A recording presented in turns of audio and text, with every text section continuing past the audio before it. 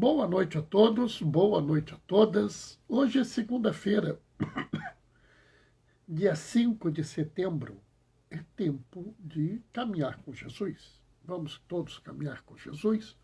Hoje, dia 5, também é o Dia da Amazônia. Inclusive, eu me juntei à Repan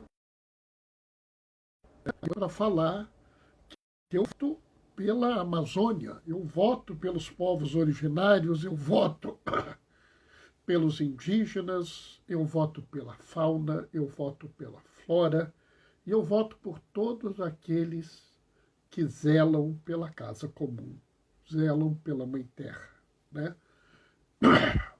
E quando eu falo Mãe Terra, vira e mexe, tem um que fica furioso, irritado, começa a me chamar de neopagão, começa a dizer que não é filho da Mãe Terra. Eu quero dizer para vocês que eu me alinho a Francisco de Assis, na sua belíssima poesia, no seu poema lindo, o Cântico das Criaturas, ele fala assim: louvado seja meu Senhor pela minha irmã, Mãe Terra, que nos cuida e governa. Então, assim, se você não gosta de Mãe Terra, tudo bem, é um direito seu, né? Só não vai me dizer que isso não faz parte da visão das pessoas que seguem com Cristo, tá? Porque nós temos vários e vários que falam em Mãe Terra, né? Se você não gosta, eu entendo, aceito, né? Não sou eu que vou determinar o que você gosta ou não gosta, né? Só não quero que depois reclame comigo, né? E eu acho que isso é esvaziar a importante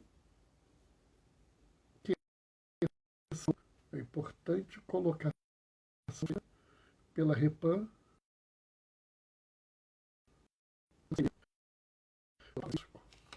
né? E talvez por vários e vários grupos no mundo. Como eu estava falando, entrar nessa discussão se é Mãe Terra ou não é você abrir mão de uma discussão importante trazida pela Repan, pela CNBB, pela Igreja do Brasil, pelo Papa Francisco, pelo Papa Bento XVI, pelo Papa João Paulo II, pelo Papa Paulo VI e por vários e vários outros homens e mulheres da Igreja que falam da crise socioambiental, da crise ecológica, da necessidade de uma conversão ecológica. Então, hoje, dia 5 de outubro, Dia da Amazônia, eu declaro novamente que eu sigo com a Repan e voto pela Amazônia. Tá? Hoje também é dia, né, de Madre Teresa de Calcutá. Né? E de certa forma, eu acho que o Evangelho de hoje toca não só na questão de Madre Teresa, como toca também na questão do voto que a Repan pede, que é para a gente votar pela Amazônia. E que também toca em várias outras questões que nós temos hoje. Vocês vão ver, né? Eu quero assim que vocês prestem atenção na minha reflexão de hoje, porque eu acho que tem algumas coisas críticas, sim. Tá? Eu sei que eu estou em falta com vários e vários falas que eu vou colocar no YouTube. Eu quero ver se eu começo a colocar mais, né? O problema é que estive muito enrolado esses dias, mas a gente vai chegar lá, tá? Como vocês podem ver, a asma está voltando. Mas vamos começar. O Senhor esteja convosco, Ele está no meio de nós. Proclamação do Evangelho de Jesus Cristo, segundo Lucas. Aconteceu num dia de sábado, que Jesus entrou na sinagoga e começou a ensinar. Havia lá um homem cuja mão direita era seca. Os mestres da lei e os fariseus o observavam, para verem se Jesus iria curá-lo em dia de sábado, e assim encontrarem motivo para acusá-lo. Jesus, porém, conhecendo seus pensamentos, disse ao homem da mão seca: levanta-te e fica aqui no meio. Ele se levantou, ficou de pé. Disse-lhe Jesus: eu vos pergunto, o que é permitido fazer no sábado? O bem ou o mal? Salvar uma vida ou deixar que se perca? Então Jesus olhou para todos que estavam ao seu redor e disse ao homem: estende a tua mão. O homem assim o fez e a mão ficou curada. Eles ficaram com muita raiva e começaram a discutir entre si sobre o que poderiam fazer contra Jesus. Palavra da salvação. Sabe, aqui eu acho que a gente tem duas grandes questões em que a gente precisa fazer uma separação. Há duas grandes questões que a gente precisa tratar aqui. Uma questão que é uma questão muito triste, tá? Porque esse tipo de texto, ele não raro é utilizado para criar um tipo de raciocínio, um tipo de entendimento que é um entendimento muito ruim. Sabe, muita gente usa esse tipo de passagem de Lucas para fazer parecer que o judeu é indiferente. Parecer que o judeu pouco se importa com as pessoas. E sabe, pessoal, isso não é absolutamente verdade. Né? Até parece haver um grupo aqui, e esse grupo é muito bem colocado. Os mestres da lei e os fariseus. Sabe, pessoal, quando a gente fala em fariseu, eu não sei se vocês têm ideia do que a gente está falando. Né? O fariseu é um judeu que participa de um partido. Vamos entender que na Jerusalém da época de Jesus existia um regime que era uma teocracia. Né? Não havia diferença entre a religião e o governo. O tribunal era o tribunal dos clérigos, dos sacerdotes. Não era um tribunal de juízes, era um tribunal de sacerdotes. O próprio Jesus é julgado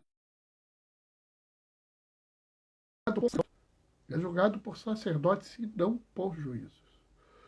Não havia, por assim dizer, deputados, não havia vereadores, não havia prefeito. O prefeito que existia era o dominador romano, porque senão seria alguém desses partidos.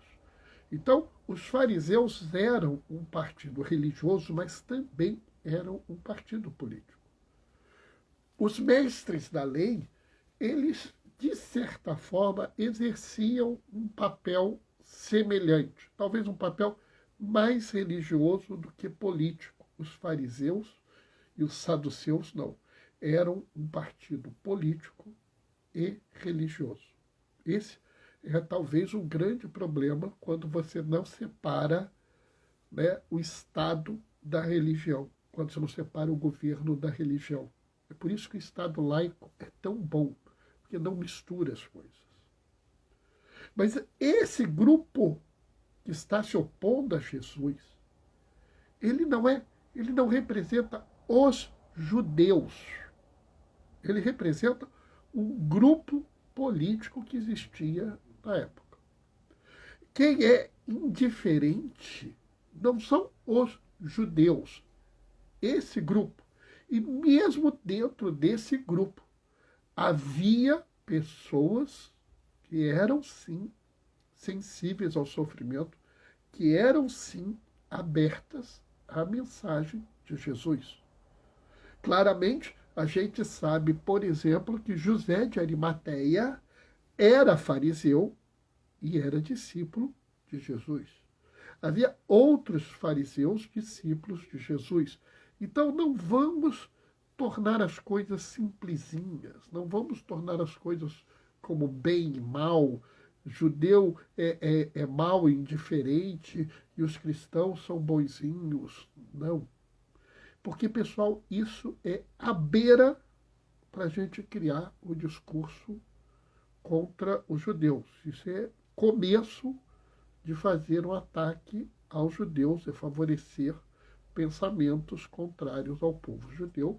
E eu quero lembrar que Maria, José, Jesus, João, Pedro, Tiago, Paulo, Barnabé, Matias, esse povo todo era judeu.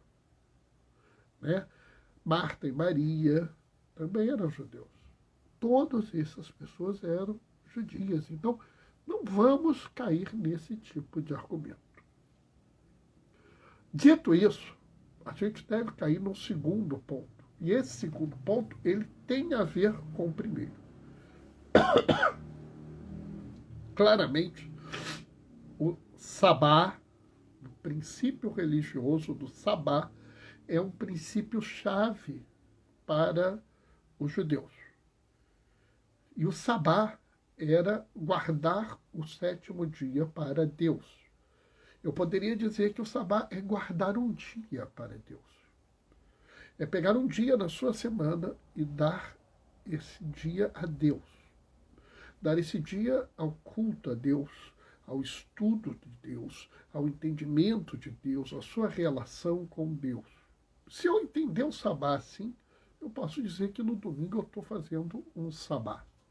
Se eu quiser entender o sabá daquela forma rígida, que tem que ser o sétimo dia, aí eu não estou fazendo.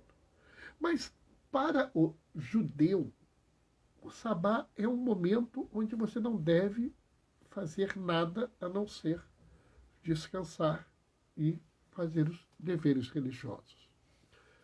E aí chega um momento crítico. Porque Jesus está ensinando ali na sinagoga como ele sempre fez. Jesus ensinava às claras. Ele fala sempre na sinagoga, sempre em público, ele nunca fala escondido. Né? Quem fica falando escondido está com medo do que fala. Quem é da luz, como diz João, se aproxima da luz para que as pessoas vejam que são bons em Deus. Né? De vez em quando alguém fala assim, Bernardo, você não tem medo de falar as coisas? Não, eu não tenho medo de falar as coisas. Tudo que eu falo porque eu sei que eu estou seguindo Jesus. Posso não ser o melhor seguidor, posso não ser o mais perfeito, mas eu estou seguindo Jesus. Bom, e aí? Aí chegou a hora. Tinha um homem com uma mão seca. Uma mão seca provavelmente era uma mão caída, assim, ó. A pessoa não tinha movimento na mão. Era uma paralisia da mão. E a mão direita é a mão que lê. Então esse homem tinha uma situação que ele não podia participar da Assembleia dos Fiéis, porque ele não podia ler a Sagrada Escritura.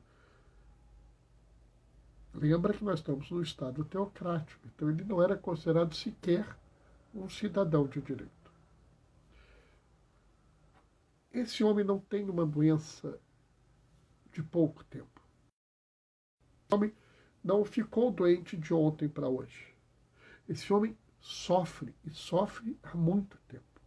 Ele era conhecido por ter uma mão seca, então a Assembleia já sabia que ele estava assim, ele já devia estar há muito tempo assim.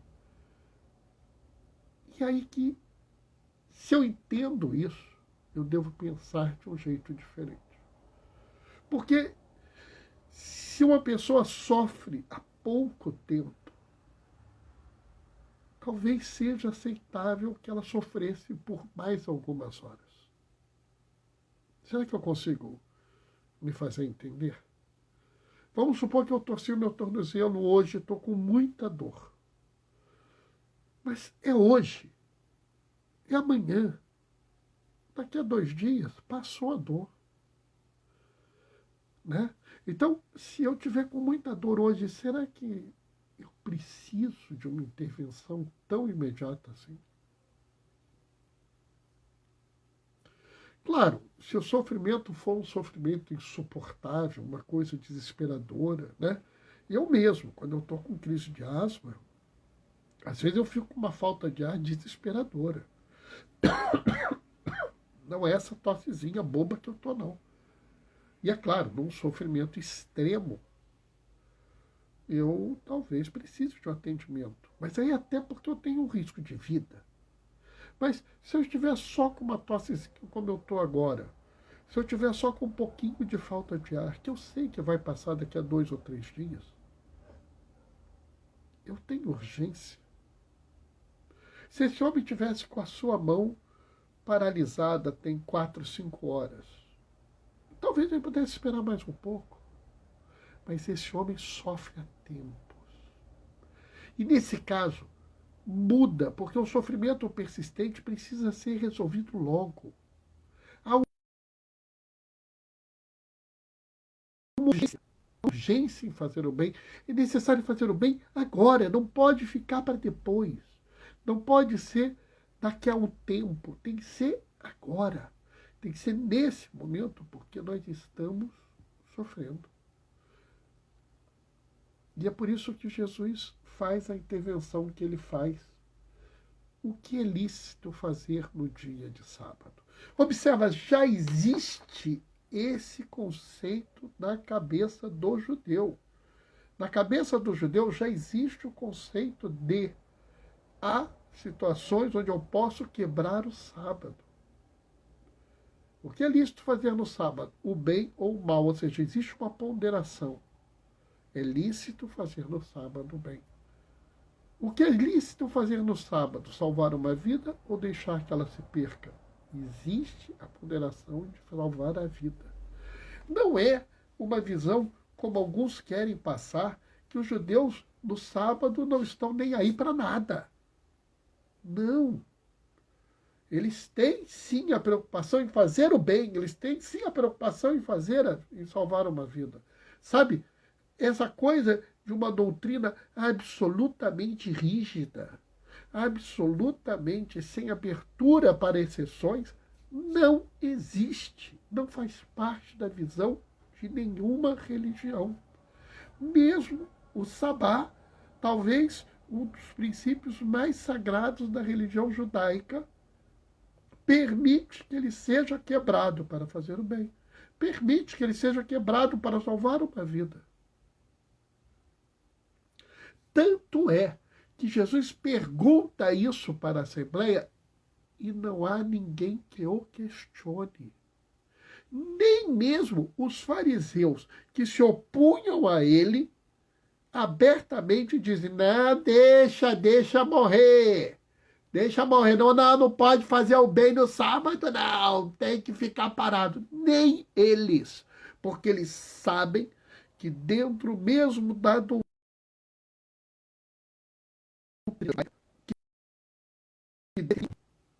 que não se trabalhe, que não se faça nada durante o sábado, existe a exceção de fazer o bem. Existe a exceção de salvar uma vida. Então, Jesus mostra para nós o seguinte, existe a urgência do bem, e a urgência do bem é algo que exclui a regra.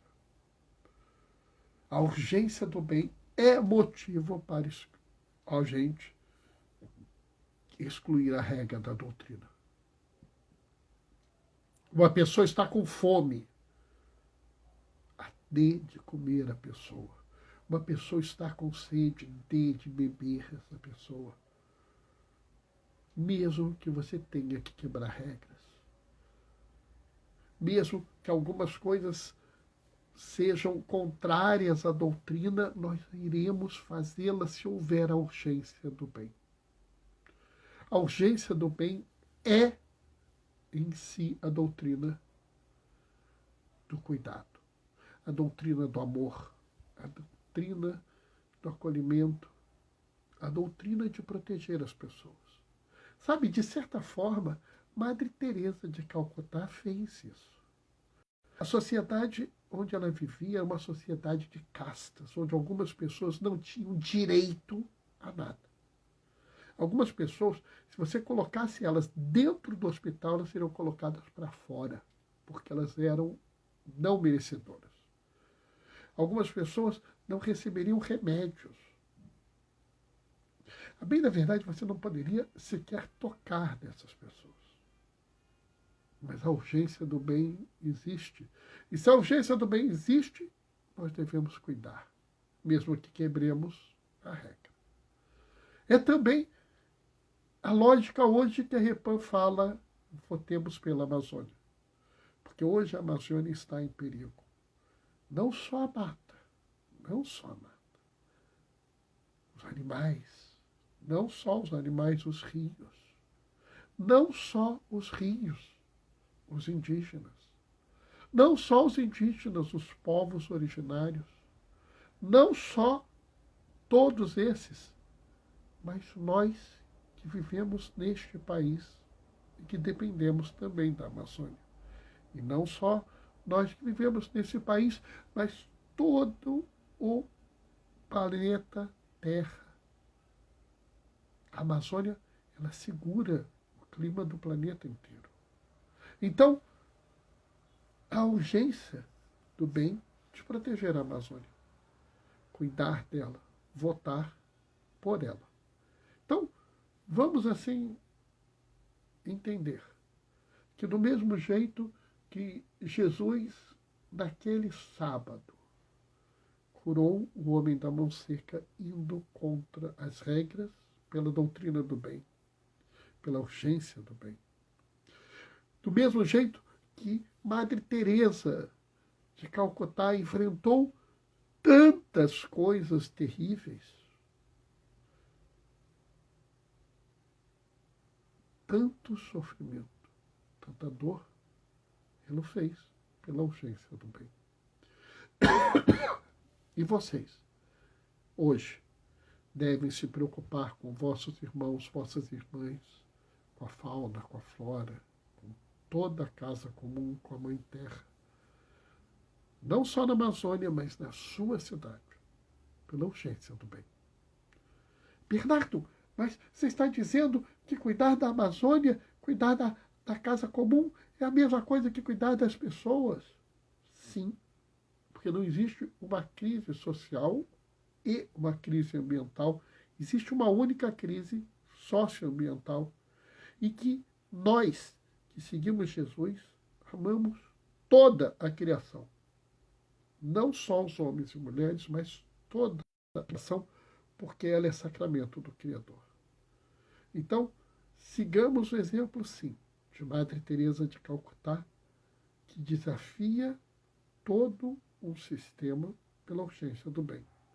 E juntos nos preocupemos com todas as pessoas, com toda a criação, pela urgência do bem. Eu sei, é complicado, é difícil, mas caminhar com Jesus sempre vale a pena. Amém? Bom, pessoal, eu, como vocês viram, estou começando a tossir, tá? Meu nariz está entupindo, eu estou ficando assim bem complicado. Então eu vou terminar a live agora e amanhã a gente se encontra de novo, tá? Dia 7 de setembro tem o grito dos excluídos e das excluídas. Eu chamo você a participar, tá? E eu vou estar lá. Que bom seria eu te encontrar lá, tá? Vamos juntos. Que a alegria do Senhor seja a nossa força. O Senhor esteja convosco, Ele está no meio de nós, por intercessão de Madre Teresa de Calcutá, desça sobre vós e permaneça para sempre. A bênção do Deus Todo-Poderoso, aquele que é Pai, Filho e Espírito Santo. A gente se vê amanhã, 19h30. Até lá. Beijos e bênçãos.